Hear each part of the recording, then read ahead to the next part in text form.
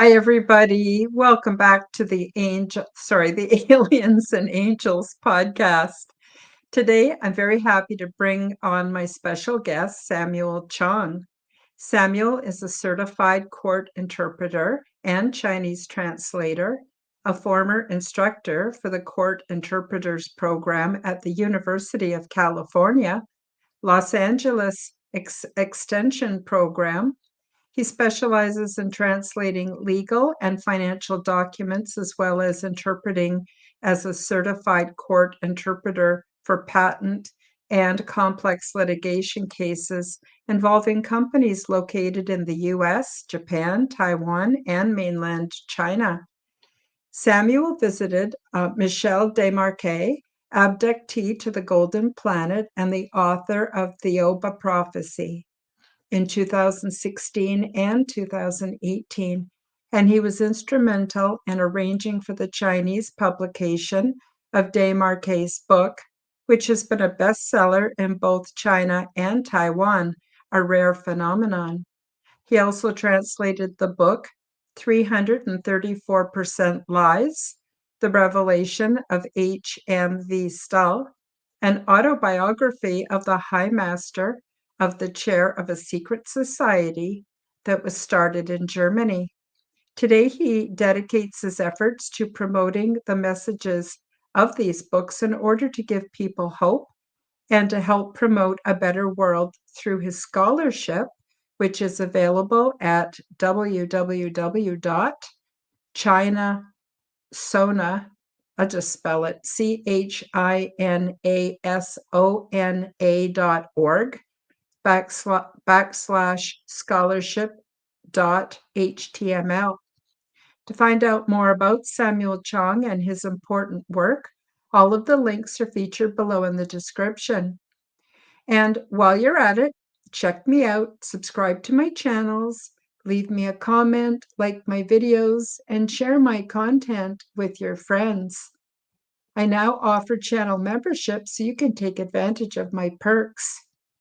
Now, today we will discuss the Thiaoouba Prophecy and the profound impact it has on our understanding of reality. Without further ado, I'll bring on Samuel. Samuel, welcome back to the show. I had you previously on the Quantum Guide show, and now it's a great pleasure to have you on the Aliens and Angels podcast. How are you doing today? Very good, and thanks for having me back. Oh, my pleasure. So I read the book. For those of you who haven't read it, it's a very interesting read. I highly recommend it. And it is Michel Desmarquet's account of his abduction to an off-world planet, which he describes as the Golden Planet. And he was gone for 9 days of our time, and he had some pretty interesting adventures. So before we get too much into it, Samuel, do you want to tell everybody a bit about how you found out about the book and the impact it had on you and how you got involved as a translator? Well, I found this book accidentally back in 2014 when I was searching for books written by ET contactees on Amazon. Because in my subconscious mind, I thought that if the ETs could come and visit us, they must have advanced knowledge and technologies, and we could just learn from them so that we can obtain the knowledge in a much faster pace, and so we can progress faster than normal. So I was eager to learn the knowledge and the secrets that the ETs have for us. And then after I read the book, I really couldn't put the book down because it's so intriguing, so fascinating. In the postscript of the book, it says there are far more incredible things that the author, Michel de Marquet, wasn't allowed to write in the book because we were far from understanding them. That got Mhm. me extremely curious because the book talks about all the ancient civilizations, where we came from, the human energy fields, and the political systems in the world, and also the real dangers on Earth, especially the events documented in the Bible, the ancient scriptures, how the church council meetings distorted um, the original records. Um, but there are far more incredible things that the author was not allowed to write in the book. I was determined to find out what else he knew but couldn't put in the book. So I searched him out and tracked him down. He was living in Vietnam at that time. I didn't have his exact address. So I flew to that island in Vietnam, and I took the photo that I grabbed on the internet, which showed his bungalow, and I showed it to the local taxi driver, who hesitated a little bit, but still tried his best to find that location. And it turned out that at second try, he found the right location. There I met the author, and after the first meeting, and the second meeting, he told me what else he knew but couldn't write in the book, and that revelation has been my motivation in spreading the messages in the book, because we determine our future together. Our collective consciousness will change the future for the better. But people have to have the knowledge. So this has been a major shift or change in my personal life, just trying to help people to wake up. And actually, before I found this book, before 2014, I had two psychics who told me that my future was going to be involved in a book, a book of significance. At that time, I was very puzzled because, I read the Bible. Even the Bible wasn't something of significant to me, because I didn't believe a single word in the Bible before. Uh, and I was curious what else, like what other book, what kind of book would be a book of significance? And I think they were referring to this book, Thiaoouba Prophecy. Mhm, mhm. Yeah, it's quite the story. So it starts off with him meeting these extraterrestrials, and apparently they're a lot bigger than us. How tall in inches or feet and inches do you think they would be? Because he gives it in, I think he gives it in centimeters. Yeah, it'll be about 9 feet or 10 feet tall. Mm-hmm. They're pretty tall, like giants. Mm-hmm. Yeah. And he didn't seem to be too afraid of them. And even just traveling in their spaceship to their planet, he had some adventures along the way. Do you want to tell the audience a bit about the planet that had been basically devastated with from radiation from nuclear war, and how many years it's taking them to try to get back to some state of normal and health again? Well, let me add a little bit more about the ETs that he encountered first. Sure. They're 9 or 10 foot tall. They're very beautiful and sexy looking, and they're all very compassionate and loving people. So he didn't have any fear when he was with them, and they communicated with him telepathically. So they're young and beautiful, and they're attractive and sexy according to Michel Demarque, but they're hermaphrodites, and they have all the knowledge to perform the miracles performed by Christ, and Hmm. they actually never age. They're forever young looking. They can regenerate their body cells, so they never die. So their role is to really mentor us and guide us to the more spiritual ways of living.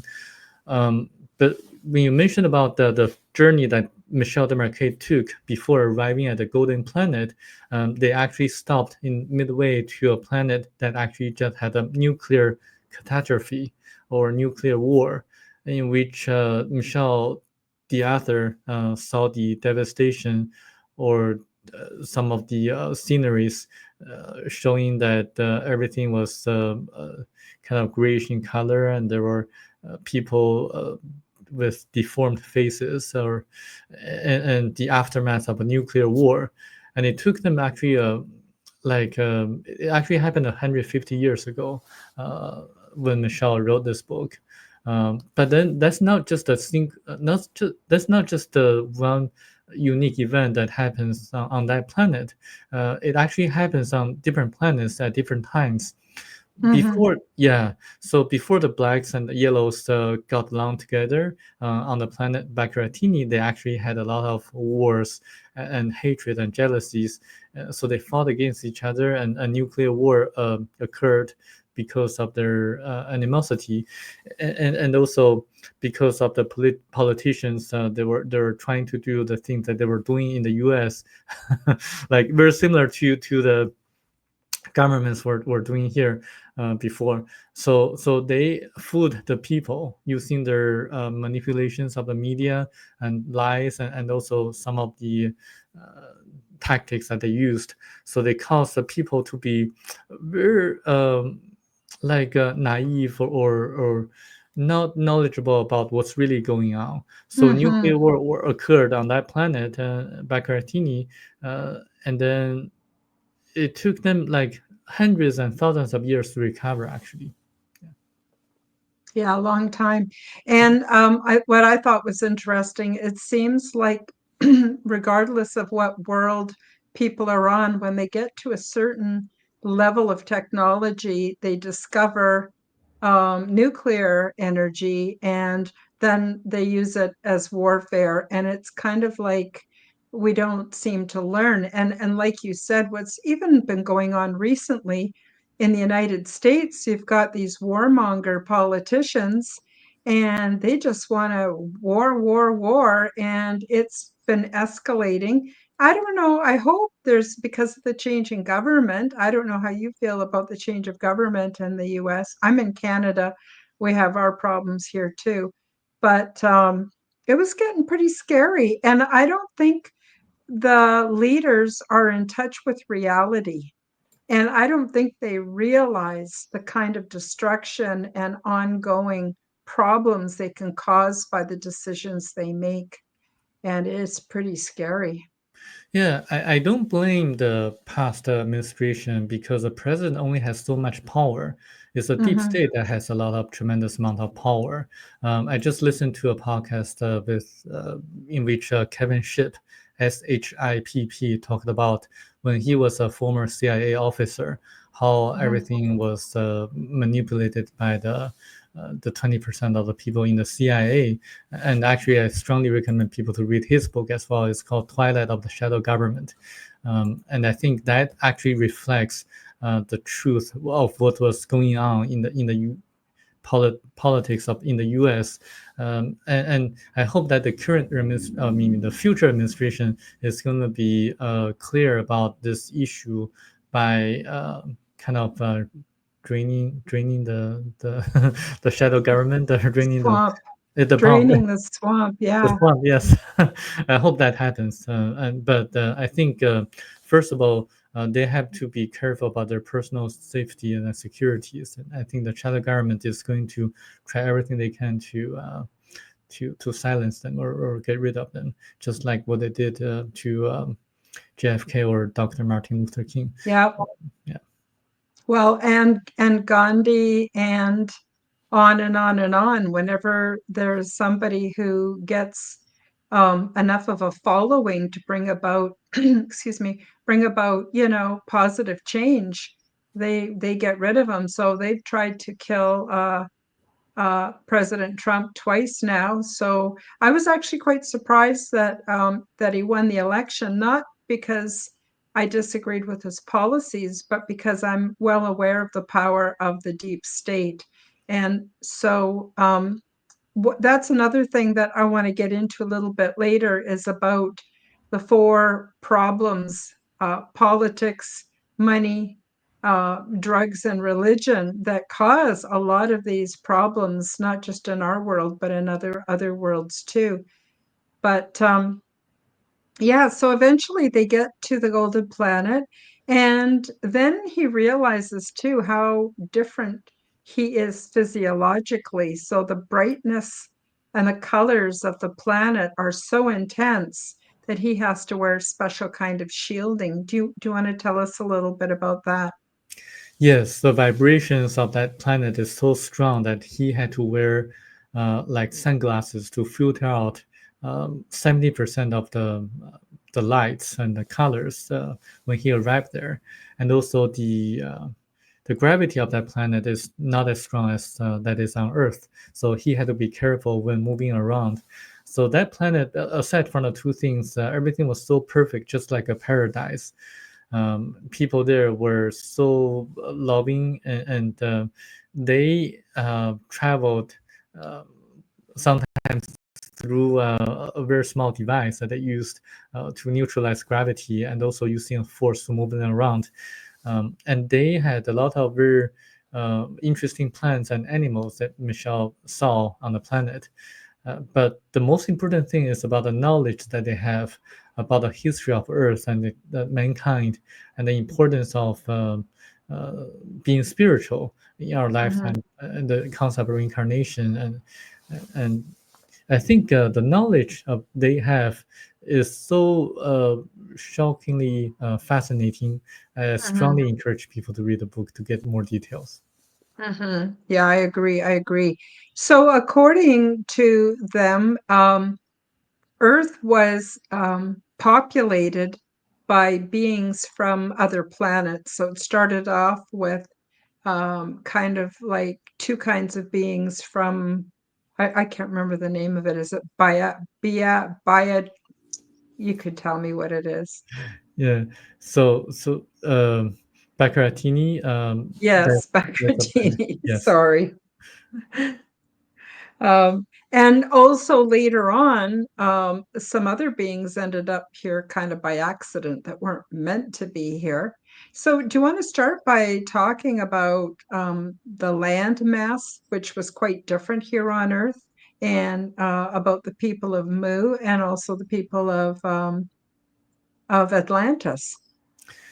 Yes, this is one of the reasons I believe this book is not a science fiction. Because if you write a science fiction, you're going to say, "Oh, a million years ago, Earth was like people were moving around," and like they wouldn't write the details such as the shifting of the continents, the Hmm. plate tectonics theory that people now the scientists have confirmed. But this book talks about in the past.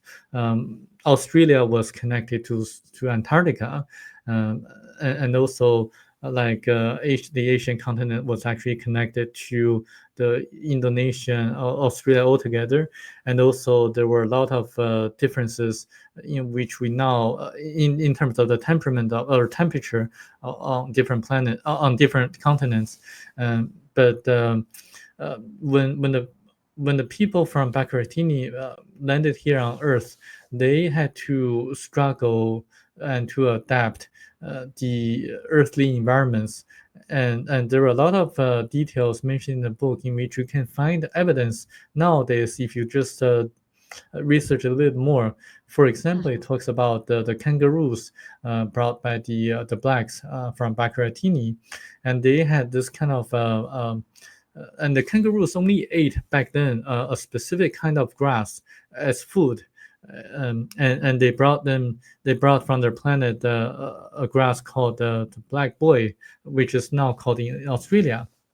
And you can still find evidence that the kangaroos still eat the young black boy grass that exists in Australia. And there's actually a published research paper that talks about kangaroos still eating that kind of young black boy grass in Australia.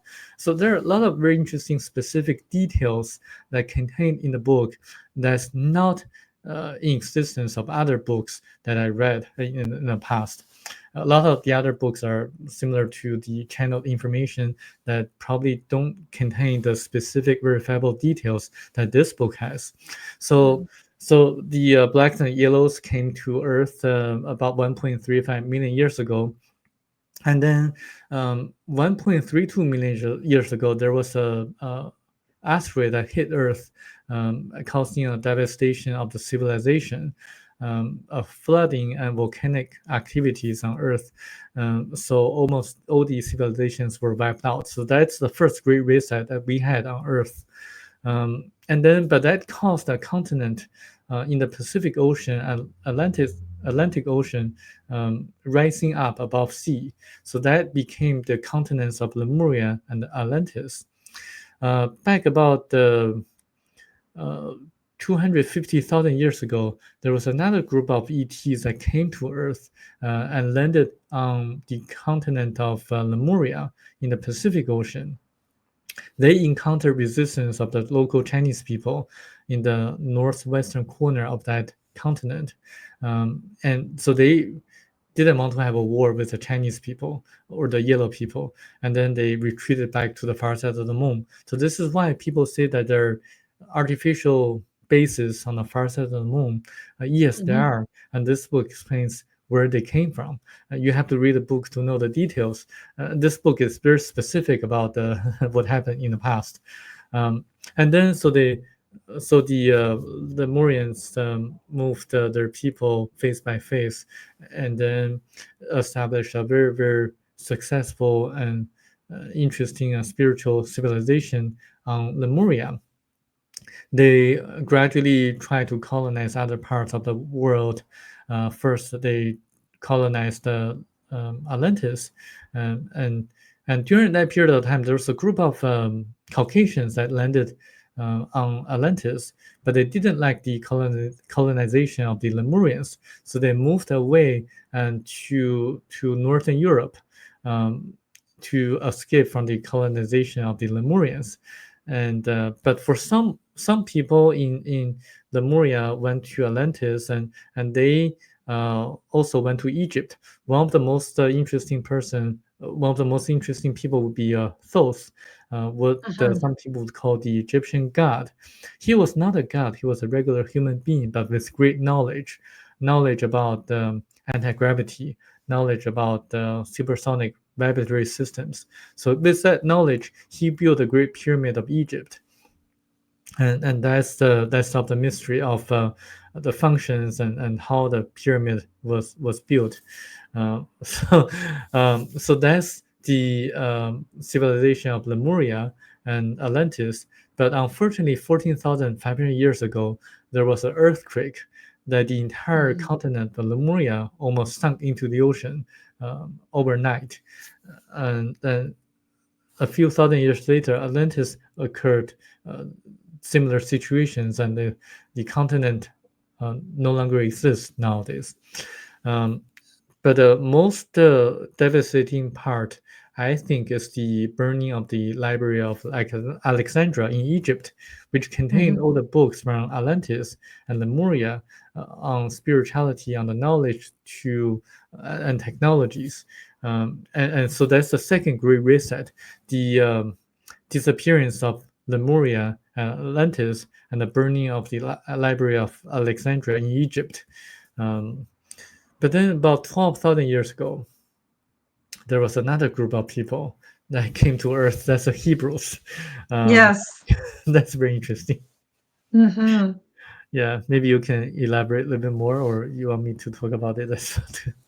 Oh, I want you to talk about it because I'll get it all screwed up. I mean, I did read it, and it was really interesting. They weren't meant to be here because beings from other planets can only emigrate to other planets that are of the same development and the same frequency and the same vibration and the same level. And Earth was not advanced enough. They shouldn't have been here. And I forget how many of them came, but they were trying to repair their ship so they could leave and go back to where they belonged.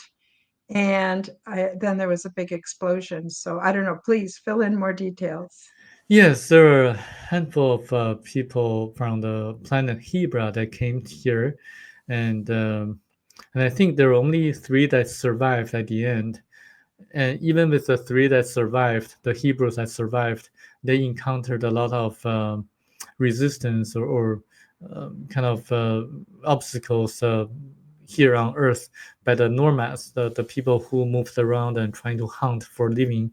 They try to rob the wives of the Hebrews, Hmm. and so the Hebrews being very spiritual. They didn't want to do that, but they had to do that, so they killed the nomads, the people, the locals. So you can see historically there were kind of um, conflicts of the Hebrew people with the locals because of the different levels of uh, knowledge and consciousness and ways of living. So that actually persisted throughout history. Um, the Hebrews actually, I asked Michel de Marquet about this, and he said the Hebrews came from a Category 3 planet, two Mm-hmm. levels above Earth. So they were Mm-hmm. not meant to be here, but they came here accidentally because of malfunctioning of their spacecraft. Um, Unfortunately, that's the case. And Michelle asked him a very interesting question to the Thiaoubans or the Jehovans, the ETs that he encountered. Why don't you send them back to their original planet where they came from? And he got a very interesting and puzzling answer. He's, he was told that they could have done so, but they thought that the Hebrews would intermarry with people on Earth, and then Mm-hmm. they would become just like every one of us here. But they miscalculated it.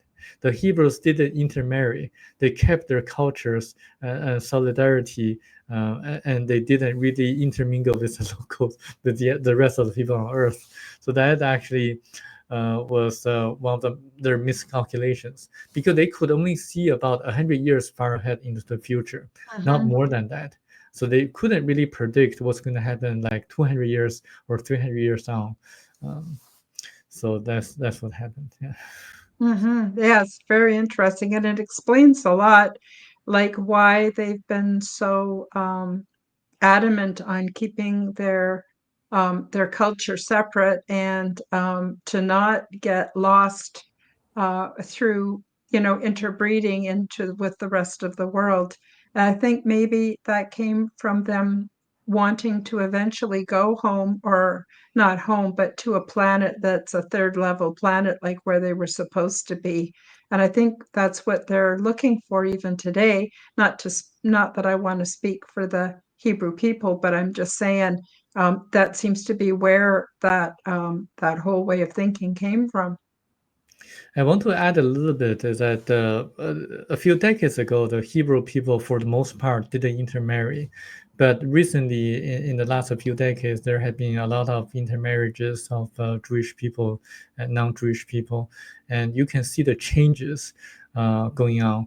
And the Jewish people, the Hebrews that Jewish people that didn't marry non-Jewish people, they're different from their children the children who are born from the intermarriages of Jewish people and non-Jewish people. So they're a little bit different, I would say, because I Hmm. had a very interesting conversation with a Jewish person when I flew back from Germany just a few weeks ago.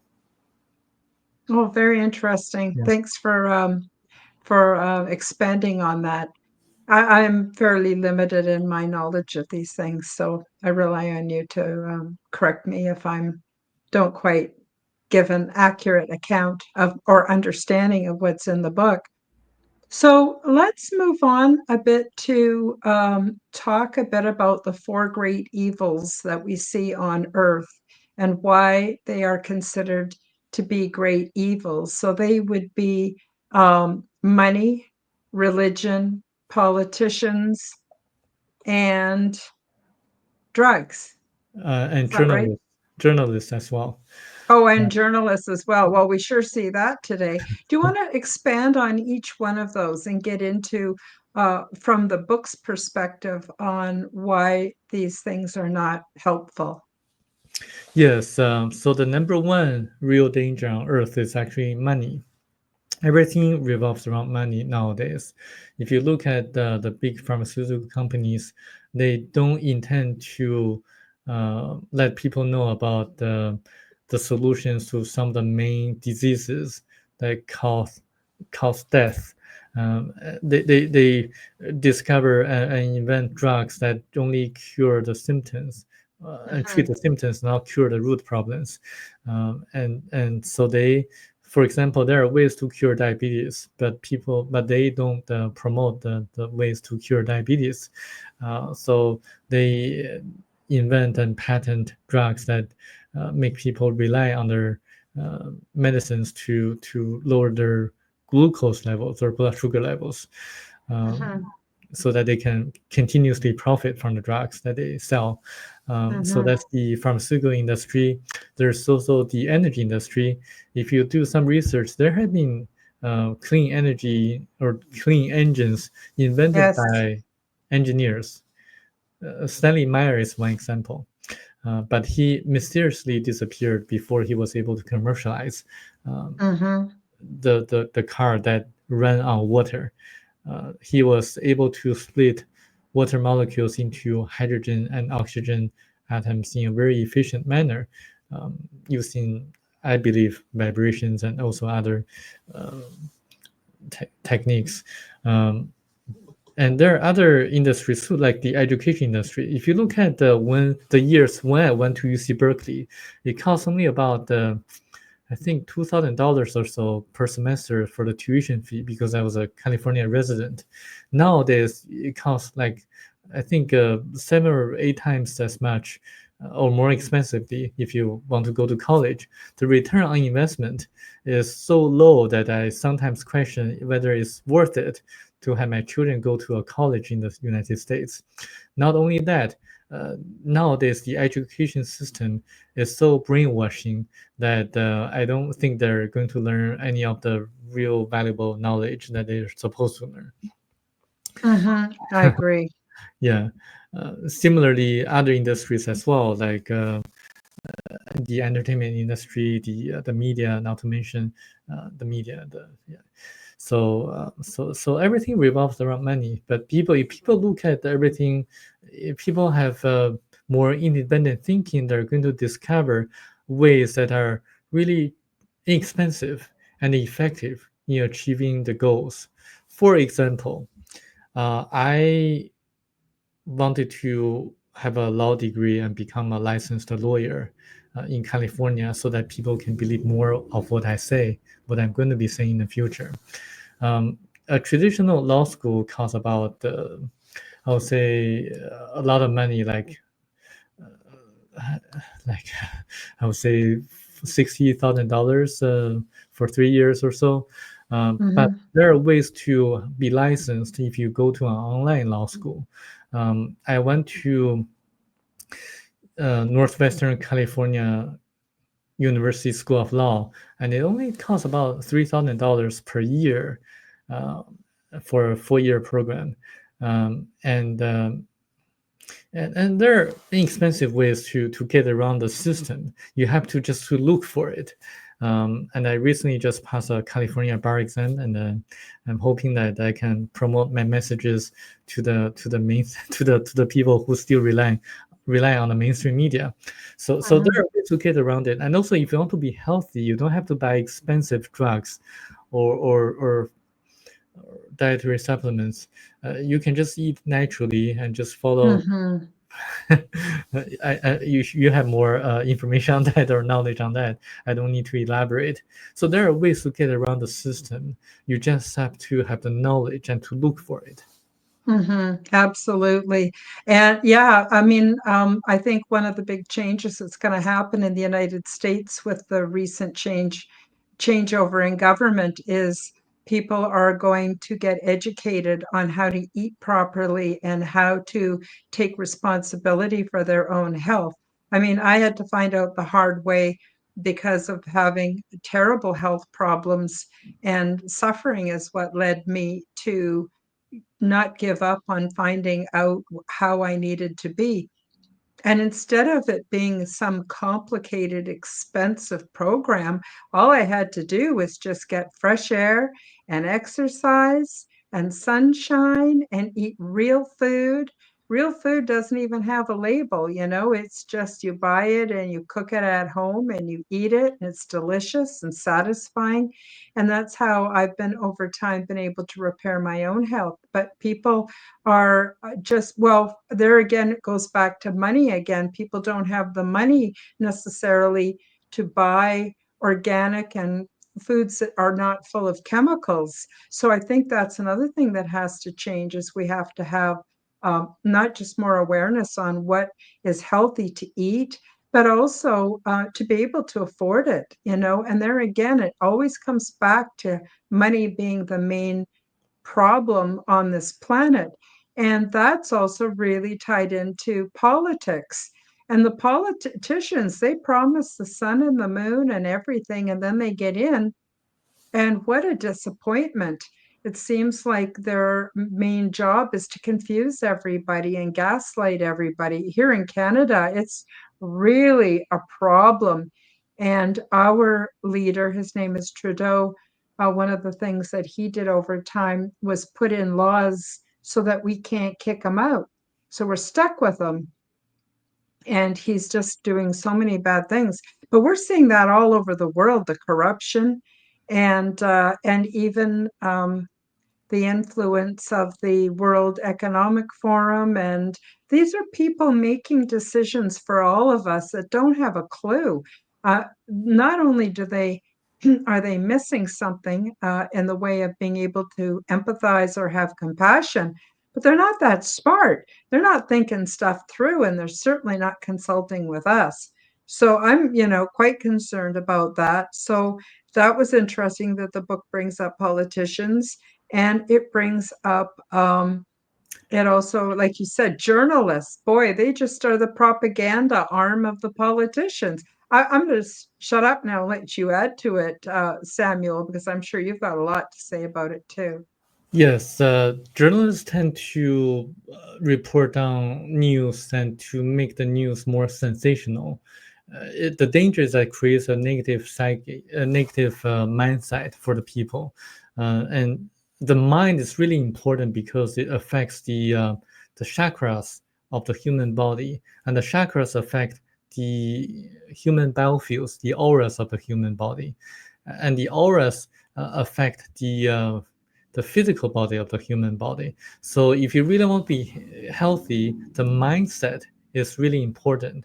And the journalist, by creating or by reporting on the news and making it more sensational, it kind of really influence people's mindset, and also the other people, like people who didn't have the intention or initiative to commit crimes, would tend to want to follow the criminals as reported in the news media. So this creates a chain effect, or a vicious cycle.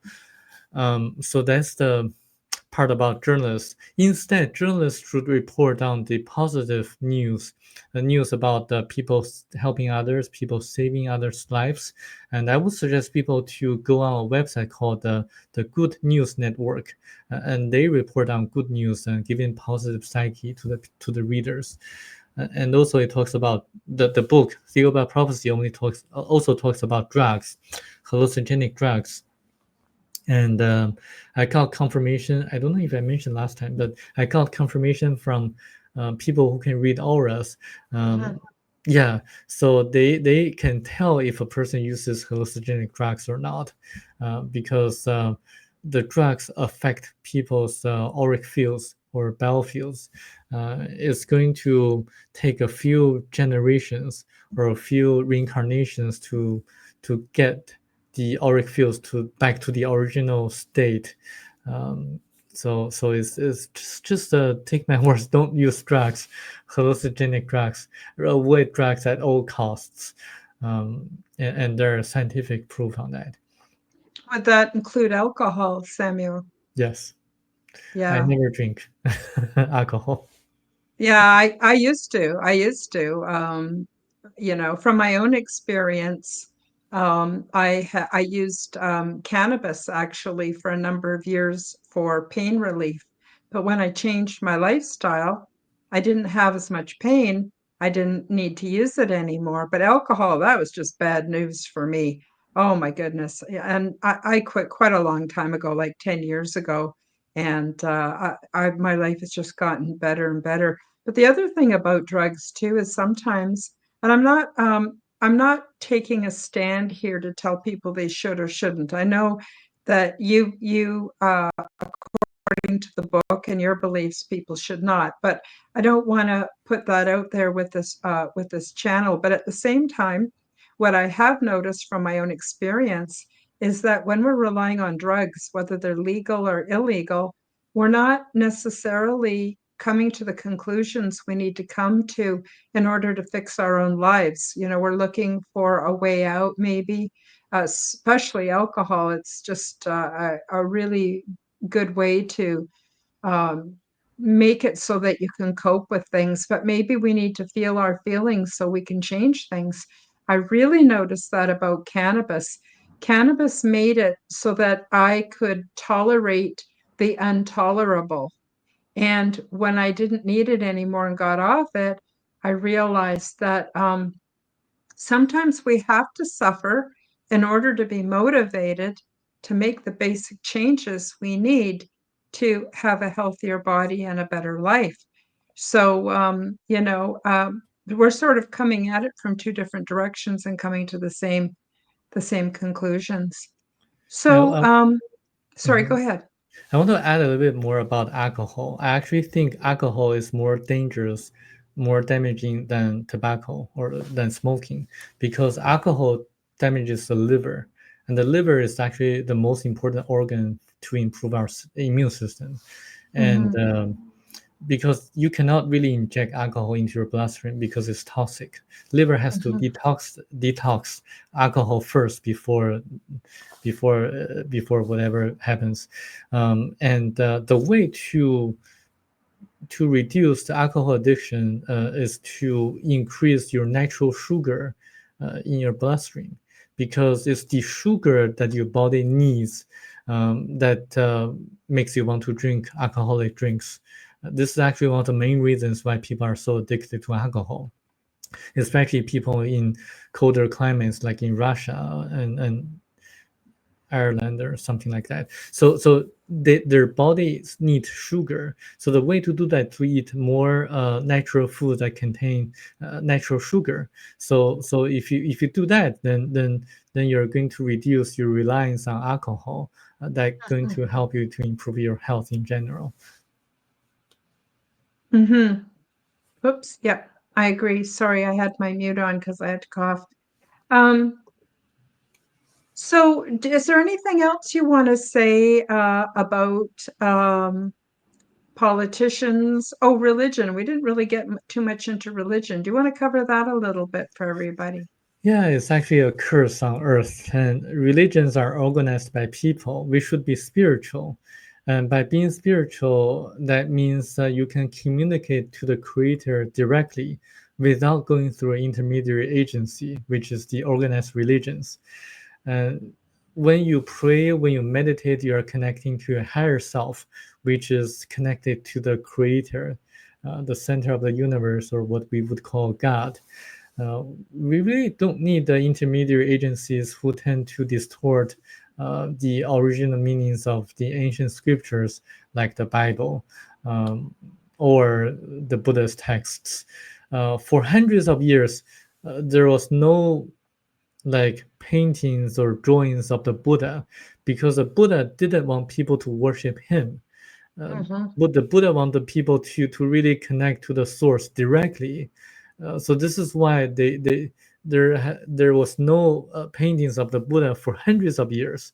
But you see nowadays in China, people go to the Buddhist temple and then worship the Buddha's sculptures or something like that, and giving money to the Hmm. people who maintain the temples or the so it's everything's distorted nowadays. And I sometimes joke around. I say the best way to make money is not to work for someone or start your own company, is to build a temple so that people can donate money to you. Because people need something to worship and to rely on when they don't have the real knowledge, when they don't have when they don't have true knowledge.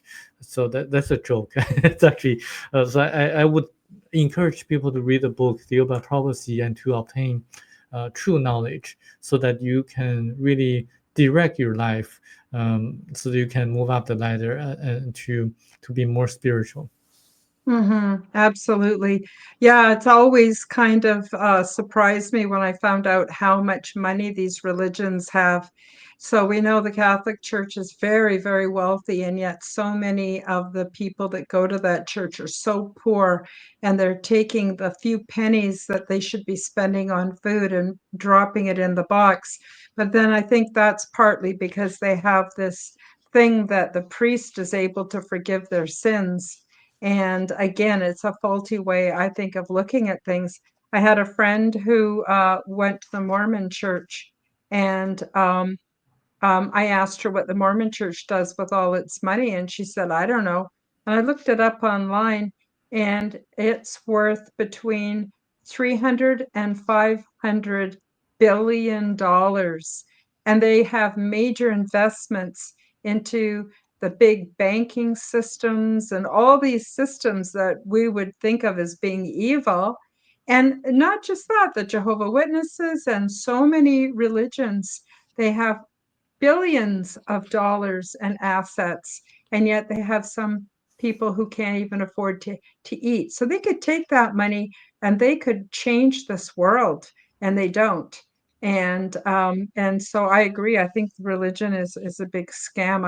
I don't do religion anymore. I fell for it for a long time because I didn't understand the power was within me and that I could have a direct link.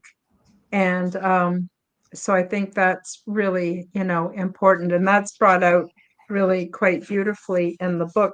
For those of you who are just joining us, we're talking about the Thiaoouba Prophecy, the Golden Planet, and the story of Michel Desmarquet, who was abducted and taken to the planet and taught many, many things that are of great value to humanity today. So Samuel is the translator for this book, and he spends all of his time promoting it and suggested to me that I read it. And I bought it and I read it. It was very, very interesting. Now, we still have a little bit of time left, Samuel. I'm wondering if we could move from talking about religion to talking about Christ and the things that Michelle was taught that are very different than what we think of as the story of Christ on earth. Do you want to talk a little bit about that? Any direction you want to take it? Yes, the ETs from Thiaoouba have been watching us and guiding us and mentoring us throughout history. They intervened when they had to. For example, they destroyed the two cities, Sodom and Gomorrah. They Hmm. guided Moses during Exodus.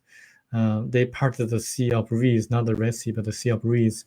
Most scholars would agree nowadays it's not the Red Hmm. Sea that got parted. Um, and they gave manna to the Hebrews to eat. They chose the Hebrews for the reason I just spoke of. They were originally from a Category 3 planet. They were highly spiritual. But when the Egyptians suppressed the spiritualities of the Hebrew people, the Ethiopians decided to give them a hand and help them out by helping them to leave the evil rules of the Egyptian pharaohs. So that's what happened during Exodus. Similarly, like a few thousand years later, about 2,000 years ago, when the Romans did the same thing to the Hebrews, um, kind of causing a lot of spiritual confusion. The Thebans decided to also choose the Hebrews to enlighten the people at that time.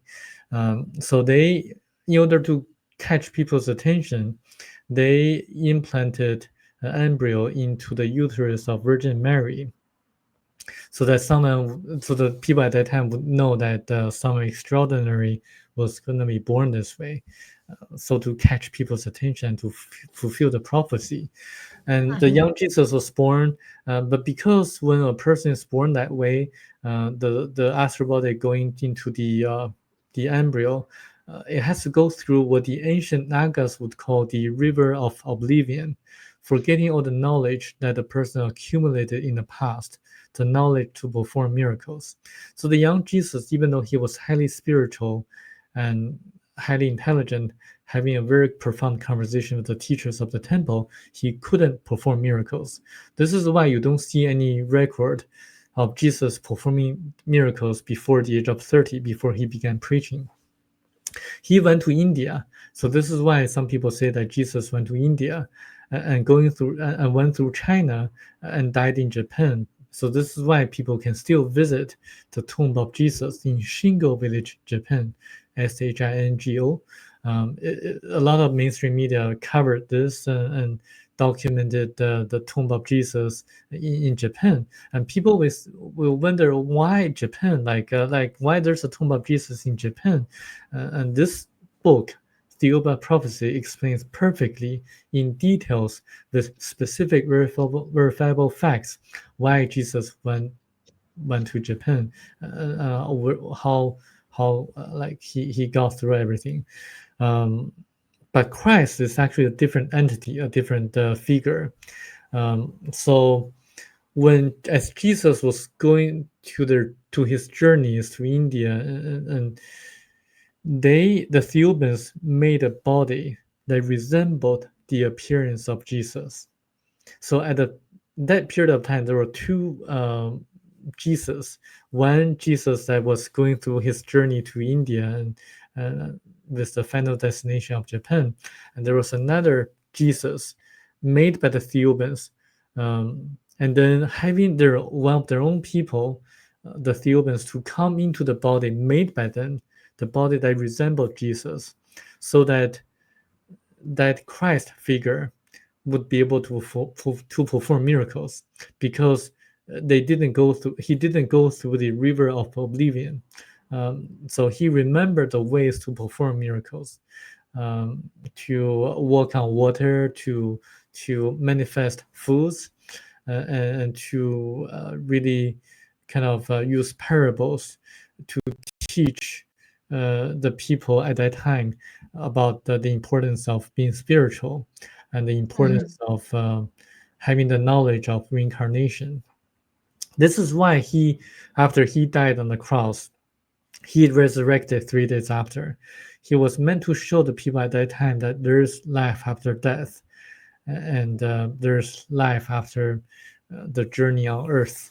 And But unfortunately, a few hundred years later, the councils of the Catholic Church removed the concept of reincarnation from the Bible, and also intentionally distorted some of the uh, meanings as documented in the ancient scriptures. For example, there's no concept of sin in the original ancient scriptures.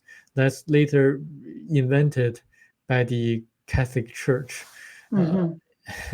and if you look up the original word of sin, it actually meant deviation from the right path, and you don't really need to be saved. When you die, you evaluate how you did in your lifetime through a life review process. You don't Mhm. really need salvation at all from the church or from they're or what they're trying to say. So if you read the book, you're going to be enlightened of what really happened in the past. Mhm. Absolutely. And so that we're getting very close to the end. So I'm wondering if you want to talk a bit about how we do get reincarnated, that the astral body goes on, and we don't have to be afraid of dying. And also any other parts of the book you want to highlight before we close out the show today. Yeah. So what happens when a person dies? For example, when I die, my astral body is going to leave my physical body, and I'm going to go through a life review process, reviewing everything that I did in my lifetime. And in the life review process, I will be able to feel how I felt and how others around me felt when I did Mhm. certain things onto others. So I'm going to be in this holographic film like experience, and then I'll be able to evaluate how I did, and then I'm going to determine how what kind of spiritual lessons I'm going to learn in the next life, next reincarnation. And then when the time comes, different lives are going to be shown to me, and then I can decide whether to take it or not to take it. If I decide to take it, then my memory is wiped out. Then my astral body goes into the embryo of the mother, um, the family that I chose to be born in, and then the life goes on. Um, but let me back up a little bit. When I die, um, I would clarify that um, 81% of the electrons of my astral body goes into my higher self and then goes into Mhm. this life real process. There's the other remaining 19% of electrons that remain in nature until I reincarnate or until the electrons are recycled by nature. Mhm. This is the reason why some people say they can see ghosts. Ghosts are actually the 19% of electrons of the astral body. Um, and because electrons have static forces, so they resemble the appearance of the person who just passed. And because also electrons have memories, this is why ghosts frequently haunt the places they loved or hated. So there are a lot of other things mentioned in the book, such as ancient civilizations, such as the auras, such as sexual activities. What sex is actually the exchange of energies of different chakra points of the body of the male and female. It also talks about, I would say, a lot of the other things that I find interesting would be like the details in the book. For example, when King Herod killed many babies, it said King Mhm. Herod killed 2,606 babies. And the stories of the three wise men were grafted in the Bible. So that means they came from other legends. And actually, I wrote an article on the birth of Jesus. And because I'm Chinese, I'm able to corroborate the astronomical records of the ancient Chinese literature. So I was able to pinpoint the exact date of the birth of Jesus from Virgin Mary and the exact date of his crucifixion and resurrection. I'm also able to pinpoint the exact date when Christ came to earth Mm. through astrology, astrological analysis. So Mhm. that's very interesting. So there are things that are deemed to happen on Earth, but we also determine our future. The most important thing is how we respond to the challenges that we face in life. Mhm. And I think it's important to have knowledge, and with this book, you're going to have it. Mhm. Yeah, it's very, very interesting book and definitely worth the read for sure. So many parts of it are really quite inspiring and very thought-provoking. And yeah, it's really definitely worth it. So that's about all we have time for today. I want to thank you, Samuel, for joining us. Very much appreciate your words of wisdom and for bringing us more knowledge about this wonderful book. For those of you who joined us late, it's the Thiaoouba Prophecy, The Golden Planet. It was written by Michel Desmarquet, who was abducted and taken there and taught all these things. And then when he came back, he wrote a book to tell all about his experience. But more importantly, the teachings that the people from Thiaoouba want the people on earth to know so that we can have better lives. That's really, really quite important too. So I also want to thank Richard for all of your kind comments out there and all the other people, whether you're watching this on the replay or whether you're here for the live or whether you are watching or listening on an audio podcast down the road. Thank you, everybody, so much for being here. And I guess that's it for the show for today. And we'll see you all next week on Aliens and angels. Bye-bye, everybody. Bye-bye. Hi, guys. Break time for a short message. Are you looking for the perfect, unique seasonal gift? Check out Zendome's unique brand of orgone generators, and they are affordable, ethically sourced, handmade, and double charged for maximum effect. They are only available through my website, KarenHoltonHealthCoach.com. These beautiful devices are simple compounds which balance ambient energy by converting negative energy and EMF into positive healing energy with many easily confirmed health benefits. They help diminish the harmful effects of negative energies and EMF by attracting and converting them, retuning them into new and more healthful sound and light wave patterns. They also produce orgone energy, which is also known as chi, prana, zero point, and life force. And you can use these devices for focusing the mind, healing, meditation, and for spiritual growth. Zendome's Orgonite are my unique brand of orgone generators, and they are only available through my website. Don't be fooled by imitations. Check out my website to see my latest selection at KarenHoltonHealthCoach.com. That's KarenHolton Healthcoach.com. Check them out today. Now, let's get back to the show. Thank you for joining me for the Aliens and Angels podcast. Become the change that you wish to see in the world. Subscribe to my YouTube, Rumble, and X channels at Karen Holton TV. Click the like button, leave me a comment, and share this podcast with your friends. Check out my website at www.KarenHoltonHealthCoach.com to see my free resources and amazing products and services.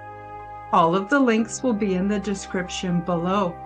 As part of the Forbidden Knowledge Network, you will also find the Quantum Guide Show with Karen Holton on all audio platforms.